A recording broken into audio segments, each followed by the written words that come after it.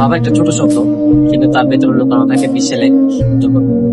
যিনি নিজের স্বপ্নকে বিসর্জন দিয়ে তোমার স্বপ্নকে বাঁচিয়ে রাখেন, যিনি নিজের সুখ ভুলে গিয়ে তোমার সুখ পাওয়ার জন্য, তোমার মুখে হাসি ফোটানোর জন্য, যিনি দিনের পর দিন খেটে যান। তুমি যখন হেঁটেছিলে তোমার বাবা তখন আনন্দে কেটেছিলেন। তোমার প্রথম স্কুলে যাওয়ার দিন বাবা হয়তো কিছুই বলেননি, কিন্তু চোখের কোনায় এক ফোঁটা জল লুকিয়েছিল। রাত জেগে তোমার পড়ার খরচ বাঁচাতে গিয়ে, তোমার পড়ার খরচ জোগাতে গিয়ে তার ঘুম হতে বিসর্জন দিয়েছেন। পুরানো জামা পরে ছিলেন তোমার জন্য নতুন জামা নেওয়ার জন্য।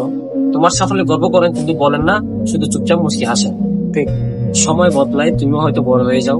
এক সময় যে মানুষটা ছিল তোমার হিরো, এখন তার পা কাঁপে হাঁটতে গেলে।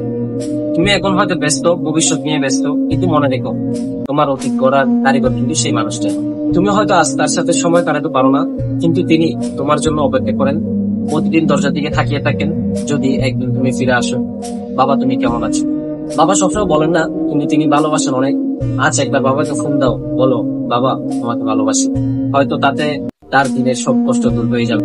সময়ের আগে অনেক কিছু পাওয়া গেল, কিন্তু বাবা হারালে ফিরে পাওয়া যায় না।